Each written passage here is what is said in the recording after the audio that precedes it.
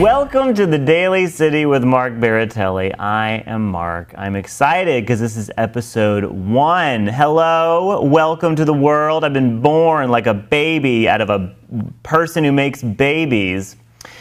We're going to start with our blog announcements. We are partnering with conceptual artist Doug Roadhamel to release a series of custom collectibles made by the artist.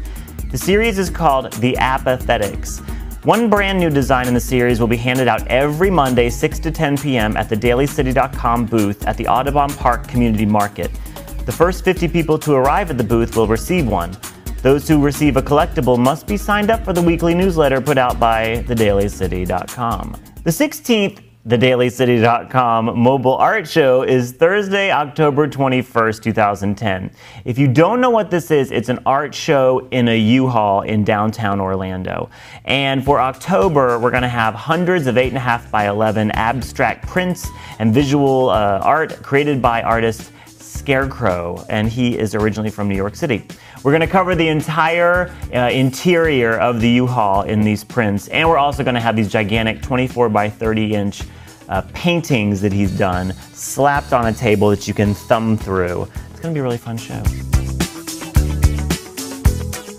We just had our most recent taco truck taste test. Now, if you don't know what that is, we have food trucks in Orlando, and food trucks are really big in larger cities. And we have them here in Orlando, but ain't nobody know about them. So we do taco truck taste tests. For more information, go to tacotrucktastetest.com. Basically, we pick a taco truck, we pick a date and a time, and we all meet together. We are explained the menu by someone who speaks the language of whatever language the taco truck provides. And then we all choose a meal, and then we eat together. And it's really about getting out of your comfort zone, getting out of your car, and trying new food and introducing yourselves to new neighborhoods in Orlando. What did you order? I got the Perros Colombiano, which is the Colombian hot dog. Colombian hot dog. And how is it? It is very good. It's like I remember. I haven't had one. Oh, you've had it before? As a kid. Yeah. And this is the first time you've had one since a child? Yeah. Childhood memories are being made at Taco Truck Taste Test. It has pineapple in it. That's what makes it awesome. It has pineapple on a hot dog? Yeah, that's amazing. Pineapple. It's got a mixed sauce, ketchup, these little fry thingies, and the meat's somewhere in there. So, buried beneath all the goodness. Yeah. Orlando, it's interesting.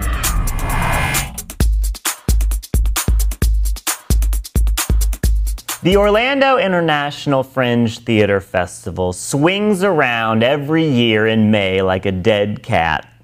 And the Halloween-themed fundraiser that precedes it swings around also every year like a dead cat. The festival producer gathers a gaggle of Fringe veterans, Fringe celebrities, and Fringe has-beens and lines up an unpredictable talent show of horrors.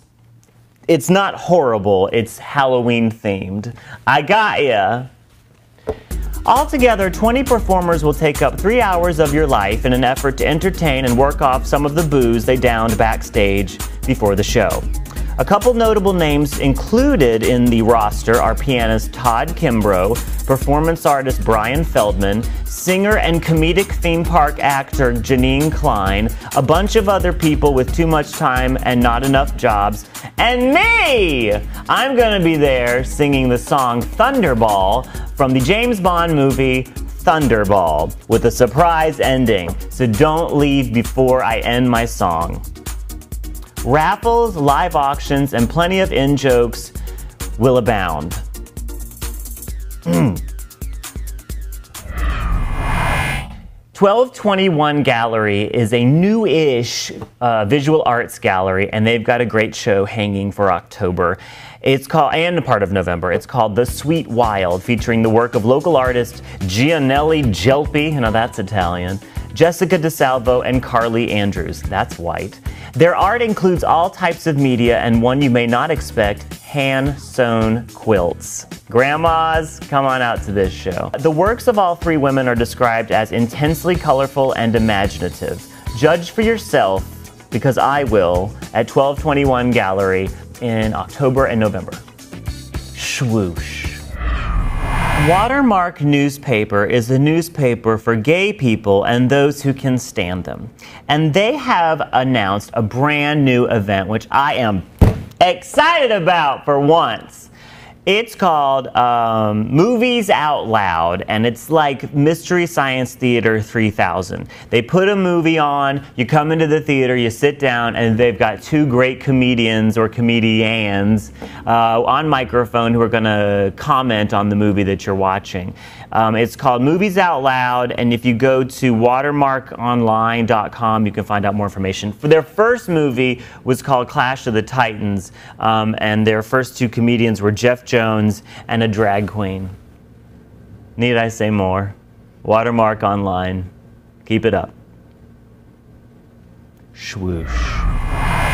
The College Park Jazz Fest is October 23rd in College Park, and they're going to shut down a portion of Edgewater Drive between Smith and Clayton Street for this festival. The lineup includes Miss Jacqueline Jones and her six-piece combo, Shaq Nasty, the Les B. Moore Band, and the Roadblock Blues Band. It's from 6 to 10 p.m. Go stand in the middle of the road and listen to jazz. I'll be there. No, I won't. Two artists are using the culinary gallery of the Milk District Pom Poms restaurant to show off their latest work in a show called Ghosts, Ghouls, and the Zen Art of Bonsai. The two artists are Dennis Hansberry and Vaughn Belak, and their show looks creepy and delicious, just like the food at Pom Poms.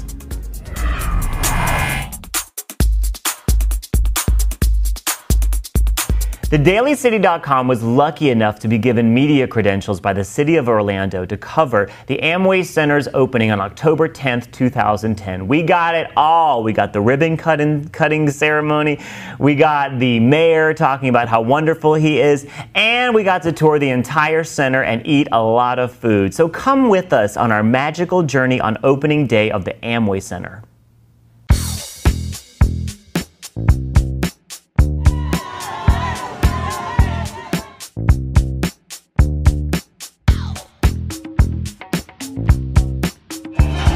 Hi, it's Mark Baratelli with TheDailyCity.com, and I'm walking to Magic fans, make some noise out there!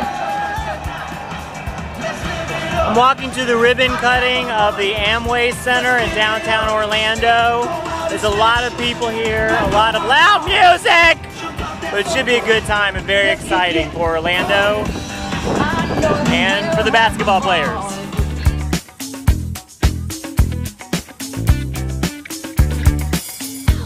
We got our media pass, and now we're making our way through the crowd now.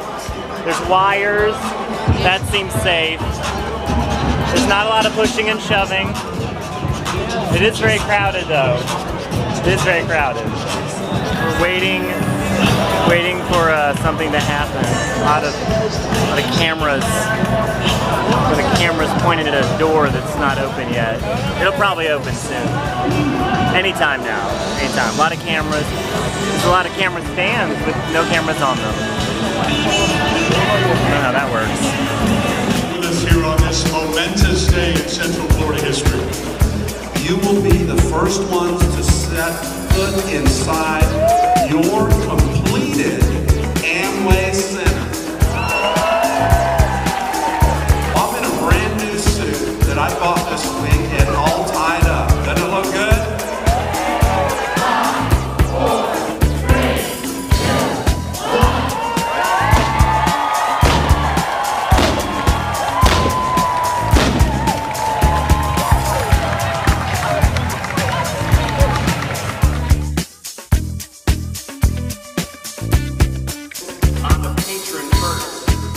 Premium level amenities. Again, thank you so much for being in the building.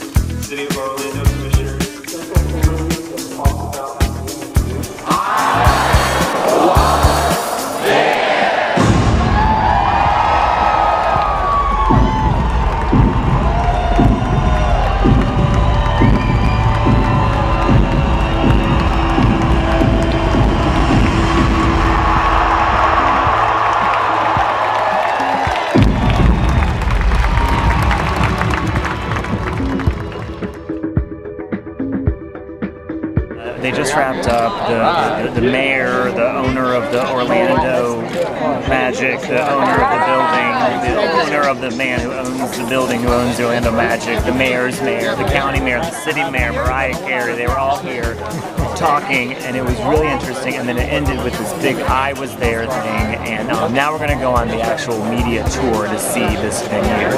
I was there. Build it, and they will come. We have light bulbs. We are eagerly awaiting the beginning of the tour. If my diction is a little off, it's because my lips are numb. I can't feel my arms, and there's ice cubes somewhere on my body. Mayor Dyer is doing interviews, and then once those are over, I think we're going to start the tour. And if not, I'm going to go have to find a blanket or a hairy human to wrap around me so that I can survive, because it's cold here. And pan left to the sun. I was there.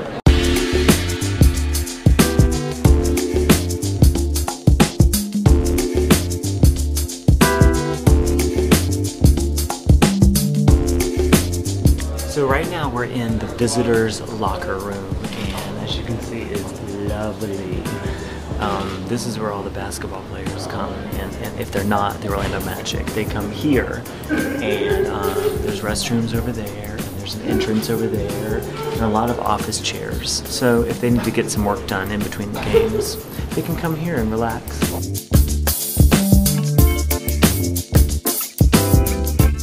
We are now in the bowels of the center, and it actually is not cold in here for once.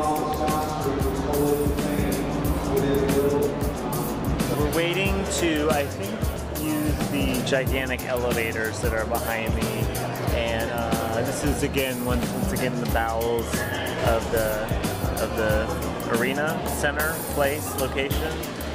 I was there.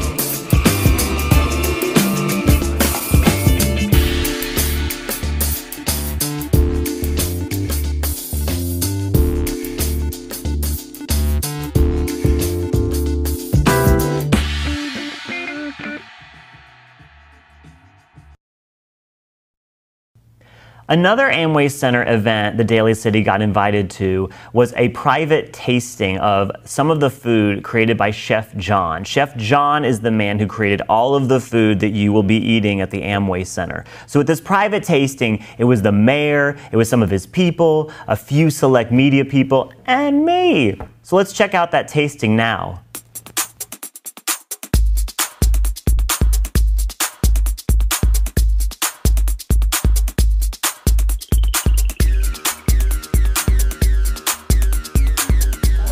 First thing we're doing, now we're doing the quasi-dilla. It's like a combination of a cheeseburger and a quesadilla. Now I've made it look absolutely horrible because I've eaten half of it, but it's delicious. I love it.